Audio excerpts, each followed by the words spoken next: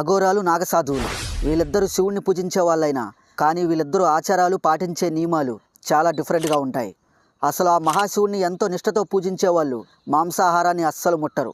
కానీ అఘోరాలు మేము శివభక్తులమని చెప్పుకుంటూ ఎందుకు మనుషుల పచ్చి మాంసాన్ని వాళ్ళు భోజనంగా తింటారు. అంతేకాదు వాళ్ళతో శారీరకంగా కలుస్తారు.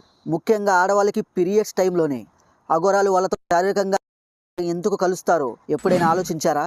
అఘోరాలు మనమందరం స్థానంలో ఉండి ఎందుకు పూజలు చేస్తారు? అసలు అఘోరాలు చనిపోతే వాళ్ళని ఎలా కలుస్తారు? వాళ్ళ యొక్క అంత్యక్రియలు ఎలా చేస్తారు? అసలు ఆడ అఘోరాలు ఎలా బ్రతుకుతారు? ఫ్రెండ్స్, వీడియోలో మేము అసలు అఘోరాలు నాగసాధువుల యొక్క రహస్య జీవితం గురించి ఇప్పటి వరకు ఎవ్వరూ ఇవ్వని పూర్తి సమాచారాన్ని మీ ముందు పెట్టి పాయింట్ టు పాయింట్ క్లియర్గా వివరిస్తాను. సో ఫ్రెండ్స్, వీడియో చాలా ఇంట్రెస్టింగ్గా ఉండబోతుంది. ఈ వీడియోలో మీకు ముందుకు వెళ్ళే కొద్దీ మీరు ఖచ్చితంగా ఆశ్చర్యపోతారు. వాళ్ళ యొక్క ఆచారాలు, రహస్య జీవితం అనేవి అవి మీ ఆలోచనలు కూడా మారుస్తాయి. సో ఫ్రెండ్స్, దానికి మీ వంతుగా